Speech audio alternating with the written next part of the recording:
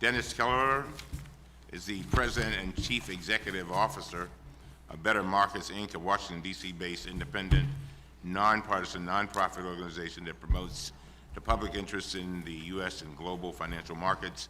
He joined Better Markets after 3 decades of experience in public, private, political, charitable, and nonprofit sectors. Thank you. Thank you for the invitation to testify today. The subjects today, education, jobs, and the economy, are vitally important to all Americans. I will briefly discuss them, but we've also provided you with written testimony that addresses them in greater detail, along with some excellent charts at the end, if I might say. Better Markets fights for the economic security, opportunity, and prosperity of the American people by ensuring that finance serves society and is not a threat to it. Our mission is to protect the American dream of homes, jobs, savings, education, a secure retirement, and a rising standard of living, rather than those priorities being subordinated to the interest of finance and threatened by an unstable and unbalanced financial system. We do that by being a Wall Street watchdog and a counterweight to the industry. For context, let's begin with the financial crash of 2008 was the worst crash since the Great Crash of 1929. It produced the worst economy our nation has seen since the Great Depression of the 1930s, and the economic wreckage was devastating. Within a year of the collapse of Lehman Brothers, 27 million Americans were unemployed or forced to work part-time because they couldn't find full-time work. Many of them were heads of households, and therefore the unemployment wreckage will directly impact more than 50 million Americans. That's by November of 2009. More than 16 million foreclosure filings happened. More than 1/3 of all the homes in the United States were underwater by early 2010, meaning their mortgages were greater than they could sell their houses for. Businesses large and small were collapsing as credit was cut and consumers couldn't spend. The American dream rapidly became a nightmare of economic anxiety for tens of millions of Americans through no fault of their own. Stopping the collapse of the financial system and stopping a second Great Depression was necessary but historically costly. Better Markets did a study that showed the cost to the United States alone of the 2008 crash is going to be more than $20 trillion with a T. That's more than $170,000 for every man, woman, and child living in this country. And one of the biggest unseen, unacknowledged costs is the fact that all the other priorities of the American people have been underfunded as a direct result of the resources being diverted. Trillions of dollars spent on the crash and not on education, healthcare, job training, research and development, environmental protection, and all the other cares and concerns of the American people.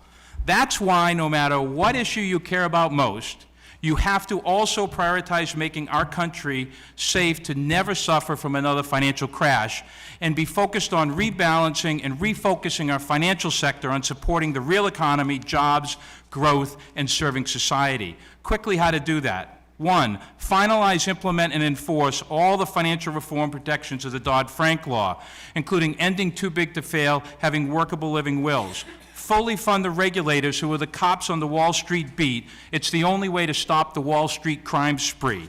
And we have to end the double standard of justice where Wall Street banks and executives get special treatment and Main Street gets the book thrown at them. Second, we have to defend the reforms that are in place.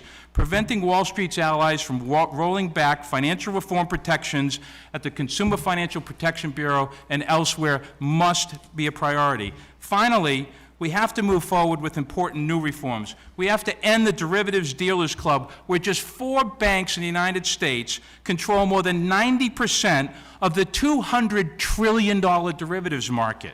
We have to regulate new and emerging parts of the shadow banking system. We have to end predatory HFT that's threatening the stability of our capital markets while victimizing investors. These are all detailed in my written testimony. In closing, capital markets and finance are critical for our economy to grow, create jobs, and for rising living standards. However, they've lost their way, and they serve themselves more than the real economy or the needs of the American people.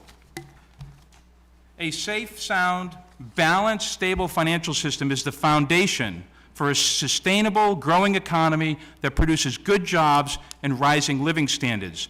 That's what will enable us to direct our resources to the priorities of the American people and make the American dream a reality for everyone. Thank you. Questions? Mr. Ellison. Has Dodd-Frank been implemented or not? What percentage of it has yet to actually be implemented? Good question. I first want to say congratulations on the FDR award you got at the beginning of the week. It was well-deserved. Dodd-Frank has not been fully implemented, largely not been fully implemented because of the war Wall Street has engaged in Washington, D.C., from the halls of Congress to the halls of the executive branch, and most importantly, to the army of lawyers and lobbyists that have laid siege to our regulators. And the most despicable part of that is working through their allies in Congress. They have grossly underfunded the regulatory agencies, so while they're overwhelming them with lawyers and lobbyists on one side, they've got their allies underfunding them on this side. So no, it hasn't been, but there's been some terrific work done by the regulators under unbelievably adverse circumstances. A great deal has been done, and I don't want to minimize any of that, but there's a lot more to do, and we need to get it done. Thank you very much. We really appreciate it. Thank you.